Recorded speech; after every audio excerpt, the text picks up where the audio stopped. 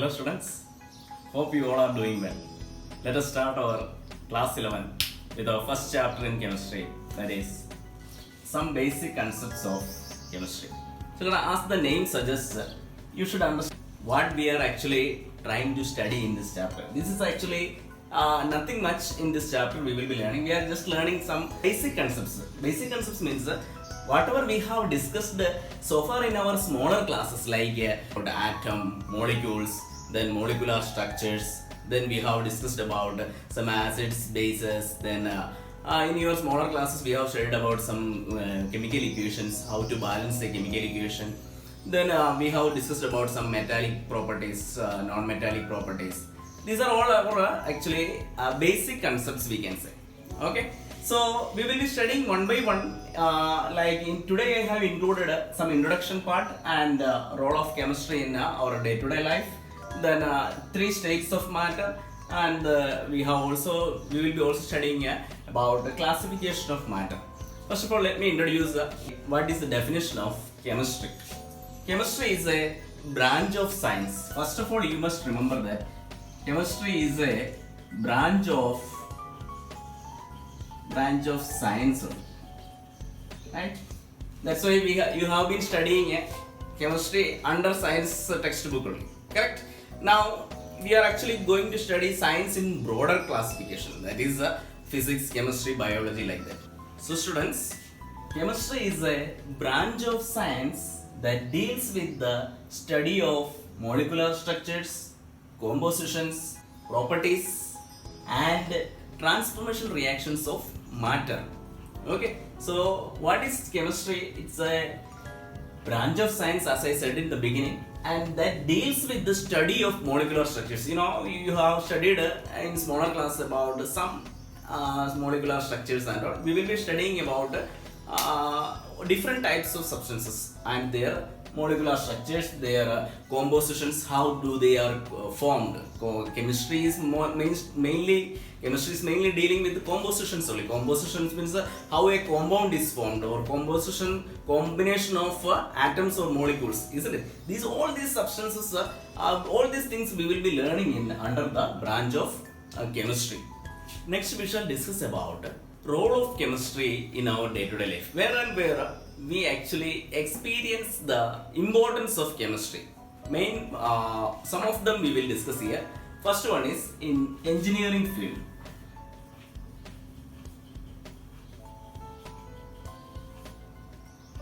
Second one is drugs. Third food. Third one is food, and fourth one comes is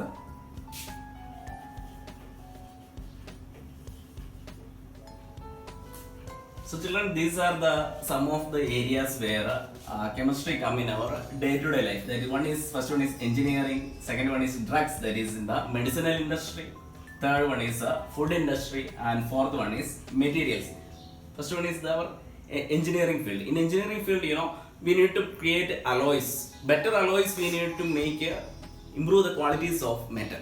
Now in drug industry, you know, a lot of medicines are actually required for a human being to survive in this world, correct? So these medicines are actually very much important. So without chemistry and chemical combinations, we cannot make any medicines. No sustenance of life is possible without medicines, you know.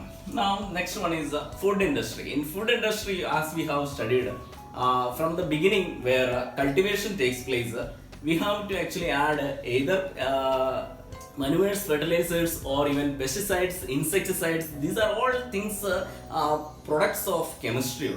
Okay, now in the materialistic world, when we talk about all those materialistic things like paint or shampoos or soap industry, where our cosmetic industry, all these materialistic things also we need chemistry. Okay, without chemistry we can't think of even our cosmetics and costumes, like our dresses. All these things actually made or one or the other way chemistry is interacting with each other. Okay, so these are some of the areas in which role of chemistry comes in our day-to-day life. Now let's move on to the 3 states of matter.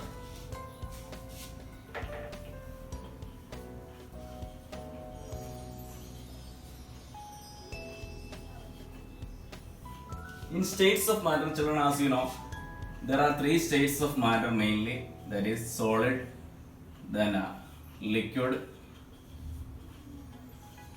and gases. Apart from this, we have molten state as well as the Bose-Einstein condensation states. But when we talk in the general cases, we talk about solid, liquid, and gases only. Their properties, you know, solids are very closely packed, and their molecules cannot move easily, or their particles are very tightly packed. And in case of liquid, intermolecular spaces are more as compared to solids. And in case of gases, there is a lot of gap, or we can say they are free to move. They are actually, and there is no any foundation in gases to move, isn't it? So they are, and there are so many properties you have studied. They are compressible, and gases and liquids are compressible to an extent, and solids are incompressible. Solids have a fixed shape, liquids take the shape of the container, and gases actually are shapeless. They, wherever we feel there, it will be available. So these are some of the states of matter. Let's move on to the last one, that is our classification of matter.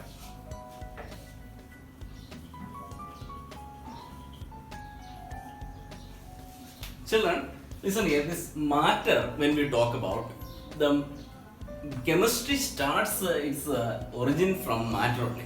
You know, matter is actually, in Hindi we call it as Padarth, isn't it? Padarth actually you studied in 9th standard. When matter you keep on dividing, finally you reach a state where further division is absolutely not possible. There we call it as atoms, isn't it? Now broadly when you classify, matter is classified into two types: pure substances and mixtures. Pure substances and mixtures. So, you know, nothing is pure in this world, but in chemistry we have certain substances which are pure. You know, that is elements and compounds. We have elements and compounds.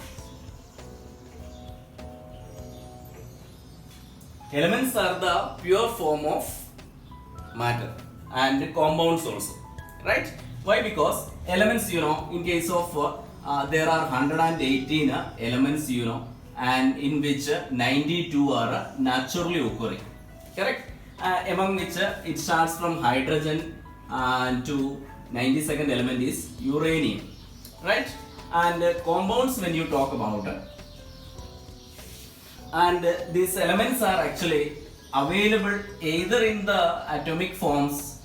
Some of the metals are available in the atomic forms like iron, copper, etc. But most of the elements are actually in the combined form only. Hydrogen combines with another hydrogen forms H2 molecule, or oxygen combines with another oxygen molecule forms O2 molecule. These are some of the elemental forms in which substance present or matter present in the pure form. Now compounds, you know, compounds, there are hydrogen when they combine with the oxygen in a fixed ratio. What is a compound? Compound is a substance formed when atoms are combined in a fixed ratio. In H2O, we know that what hydrogen to oxygen is in the ratio of 1:8. Or there are other substances like ammonia or carbon dioxide or sulfuric acid. These are all called compounds. Okay, so matter can be classified into mixtures and pure substances, and pure substances further classified into elements and compounds. Now mixtures also are classified into two types, that is, you know, homogeneous and heterogeneous mixtures. So children, mixtures are classified into two types, homogeneous and heterogeneous. In case of homogeneous mixtures, as we have studied, throughout the substance you will find the same composition, that are called homogeneous mixtures. And in case of heterogeneous mixtures, the composition will not be same in throughout. Still you must remember they are mixtures, they do not have any chemical composition at all. Okay children, so today we have discussed about some introduction about chemistry and the role of chemistry in our day-to-day life, and three states of matter we have discussed, and we have also discussed about classification of matter. Next topic we will discuss in our next module. Okay children, thank you.